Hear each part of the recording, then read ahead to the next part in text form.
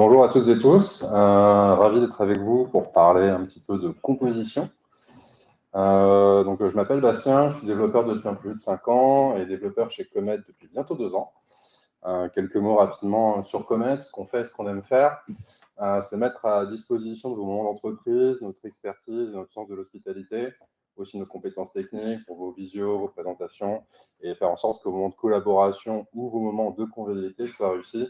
On fait ça dans des lieux assez canons où vous nous trouverez notamment à Tramuros, ainsi aussi à la Défense, plus récemment à Nanterre sur le campus Arboretum. Et si vous travaillez sous des latitudes ou longitudes plus exotiques, vous nous trouverez aussi à Madrid et à Bruxelles.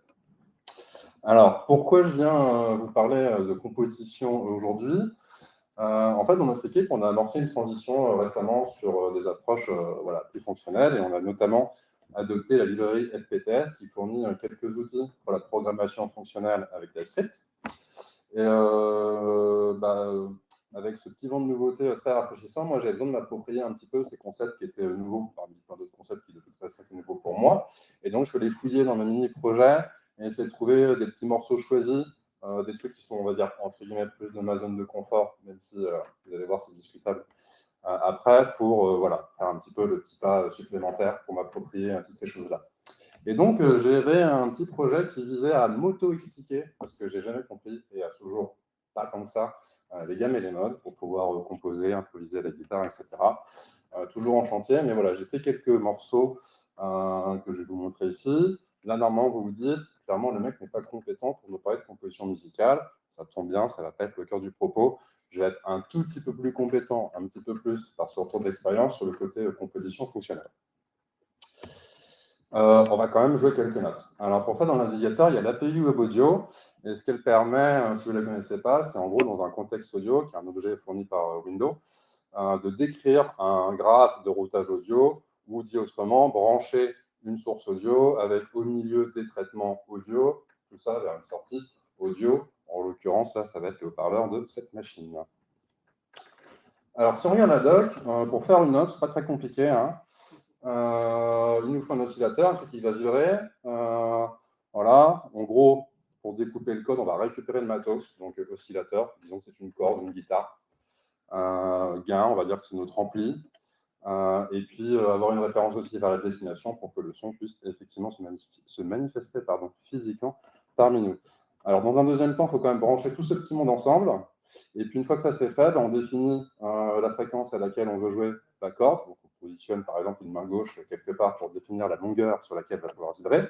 Et puis, de la main droite, si on est droitier bien évidemment, on va pouvoir actionner cet oscillateur et l'arrêter. Alors, j'ai fixé quelques constantes pour rester déjà que ce soit confortable au niveau auditif et puis pas trop long. J'attire très rapidement votre attention sur le fait que je suis une application partielle parce que je vais tout faire dans le même contexte audio. Du coup, j'ai en fait là une fonction qui est spécialisée pour me renvoyer une fonction qui opérera toujours dans ce contexte audio.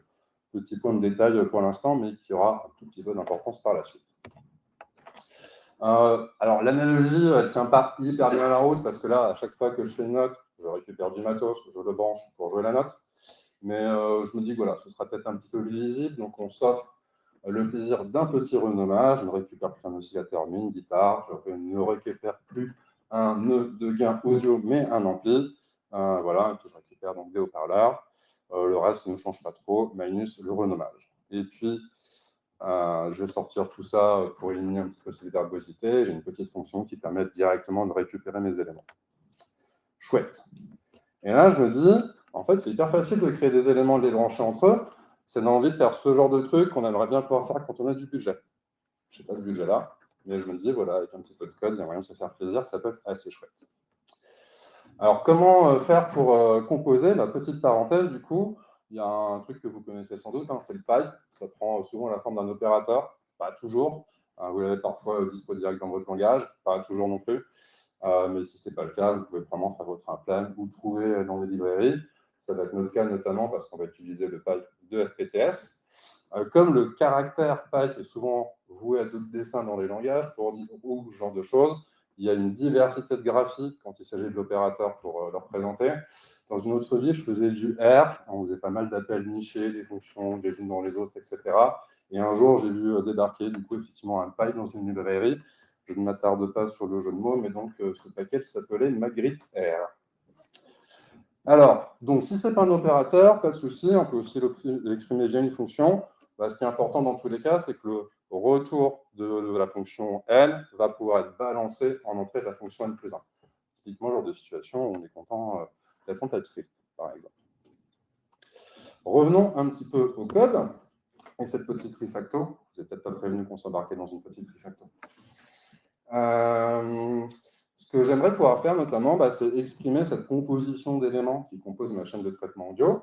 Là, je l'ai fait une petite modif parce que, en fait, un nœud audio, sa méthode connect, elle renvoie le nœud auquel on l'a branché. Donc, ça permet d'écrire ça, qui n'est pas hyper sexy, mais j'apprécie la linéarité. Je trouve que ça exprime un petit peu mieux qu'avant le petit processus de brancher la guitare avec un jack sur un ampli qu'on branche encore plus loin sur un haut-parleur. Et là, je me dis, ouais, mais en fait, pour travailler avec mon pipe, il faut que je bidouille quand même un petit peu ce qui se passe dans le get hardware. Et je reviens un petit peu sur l'application partielle parce que du coup, je crée une petite fonction connect qui porte le même nom que la méthode.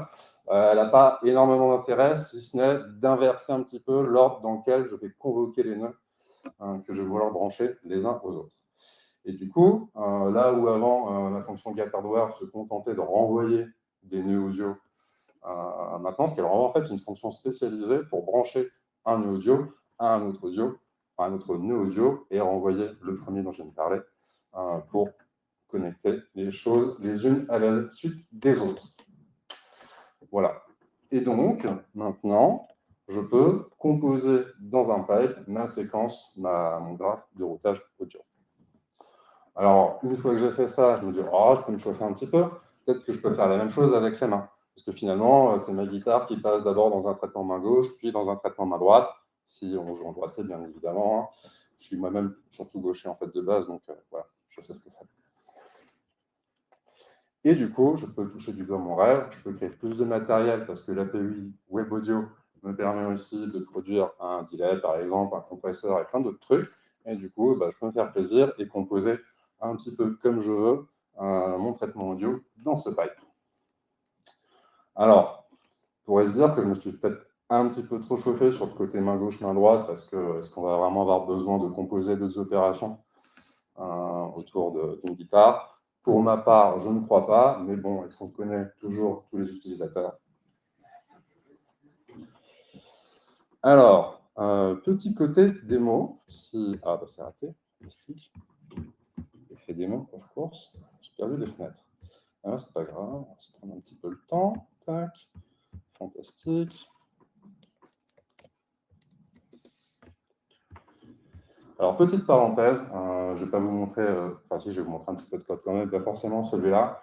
Je vais utiliser des outils qui sont disponibles dans les librairies FPTS dont je parlais au début, mais dans certains cas, ce qu'on a fait en équipe, c'est qu'on a refait les implèmes en TDD, et en vérité, c'est ces implèmes qui ne sont pas complètes, mais qui font à peu près aussi bien le job, et ce n'est pas si compliqué. Voilà, je vous donnerai le lien du repo par la suite. En tout cas, donc les morceaux choisis de cette appli, le premier, c'est ce qu'on vient de voir, c'est comment jouer une note, et si tout va bien, un peu plus fort, voilà, une note. Donc ça, c'est cool, ça fonctionne. Ok. Ensuite, je vais vous montrer comment j'ai géré de façon un petit peu plus fonctionnelle les deux cakes à gauche, alors, à droite, pardon. Du coup, sur la droite, vous avez, au milieu en tout cas, vous avez une liste d'accords. Et derrière cette liste, il y a normalement un dictionnaire. Il se trouve que malheureusement, ce dictionnaire est incomplet. Donc, si je veux jouer mon dico, trop bien. Par contre, si je veux jouer une note qui malheureusement n'est finalement, enfin, un accord qui n'est pas dispo dans mon dico, eh bien, je reviens là. Alors ça, comment est-ce que je l'ai traité? Traiter donc ce petit cas de données manquantes. Donc là, j'ai créé une situation un petit peu artificielle. Tous les accords qui ont une fondamentale altérée, donc tous les bémols et les dièses, n'existent pas dans mon dico. Donc là, c'est un petit peu artificiel, mais je pourrais dépendre d'un service, quelque chose d'extérieur, qui pourrait ne pas me renvoyer de données alors que, a priori, j'en attendais. Alors, un truc que du coup j'utilise dans ce cas-là, c'est une monnaie qui s'appelle option ou maybe. Et en gros, elle sert à représenter et à traiter le cas de la présence ou de l'absence de données. Donc en fait, l'option d'un type arbitraire donné, c'est soit un somme de ce type-là, ou un none. En gros, l'option, c'est une boîte qui porte une étiquette qui dit si oui ou non il y a la donnée dedans, et si il y a la donnée, il y a la donnée en plus. Et donc, il y a tout ce qu'il faut pour builder et traiter ce type d'objet, ce type d'option. Mais je vous ai mis le map comme exemple, parce que typiquement, l'idée, c'est que si on a la donnée, ben, on va vouloir intervenir dessus, en faire quelque chose. Et puis, si jamais on n'a pas de données, on va, dans la plupart des cas, juste vouloir faire passe-plat. Alors, comment est-ce que j'utilise ça pour ce cas d'accord manquant? Donc, l'utilisateur va cliquer sur un élément de la liste. Donc, je récupère la string correspondante. Je vais, du coup, interroger le dictionnaire, voir ce que j'y récupère. A priori, je vais du coup soit récupérer un tableau de string, des notations de notes qui composent mon accord, ou undefined. Donc, je vais créer une option sur cette base-là, et donc, suivant le cas, soit je me retrouve avec un sum d'un tableau de string, ou un none de rien du tout, nul besoin de préciser. Je vais transformer ces notations, ces strings en fréquences, donc en valeur numérique. Et puis, arrivé en bout de chaîne, suivant le cas, parce que j'aurais pu aussi ne rien faire parce que j'ai eu un none, je vais pouvoir soit alerter l'utilisateur sur le fait qu'on n'a pas pu récupérer les données et que du coup, on ne peut pas jouer son accord. Mais si jamais tout va bien, on joue son accord et c'est cool. Alors, je reviens maintenant sur l'application si j'y arrive. Elle me garantit, clairement.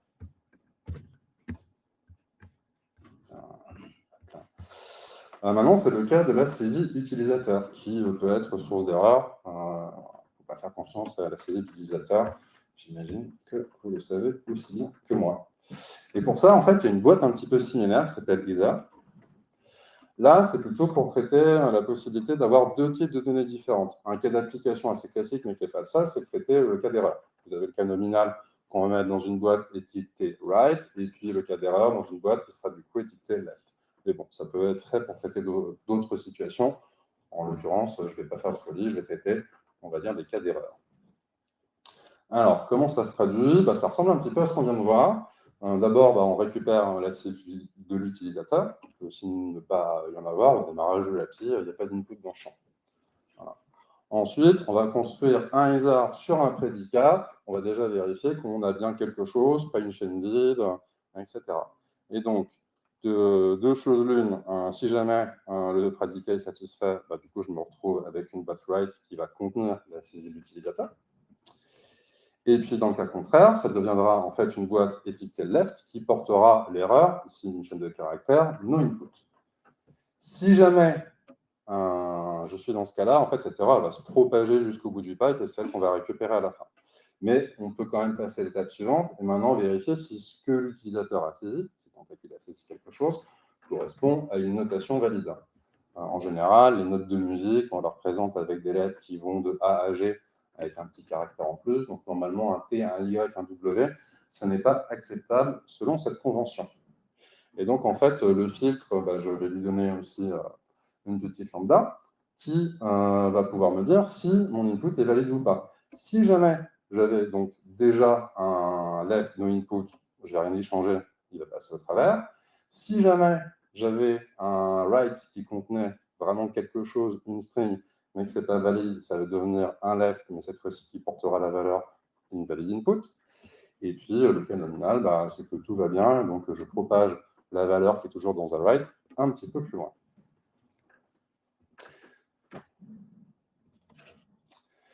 Ensuite, toujours, je traduis du coup ces notations en fréquence pour pouvoir ensuite les donner à mon petit programme qui joue des notes. Et en fait, ça va s'appliquer seulement si j'ai une donnée valide, donc un write. Et donc, arrivé en bout de chaîne, comme précédemment, je peux agir différentiellement suivant le cas. Soit je suis dans le cas nominal et je peux jouer les notes, la note que l'utilisateur a saisie, ou alors je préviens l'utilisateur qu'il n'a pas pu, malheureusement, pas pu jouer sa note.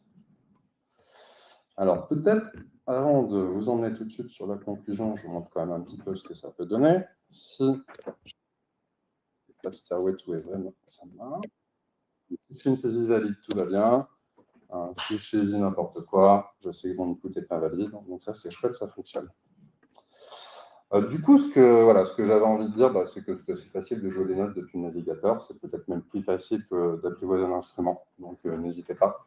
Voilà, je suis désolé de vous avoir un petit peu feinté sur le sort de la composition, mais si jamais c'était un petit peu nouveau comme pour vous, comme ça l'a été pour moi, ben, j'espère que c'était chouette. Je vous ai dit que du coup, il y avait des implants TDD un peu from scratch, des modèles de production user, c'est pas très compliqué à faire. J'ai pas tout fait, mais tout ce qui a été utilisé ici a été fait en tout cas refait maison. Donc voilà, n'hésitez pas aussi si vous voulez faire ça en TDD. Faites pas attention au désordre, mais le puis après, je vous emmène sur le RIP en question. Voilà, je vous remercie.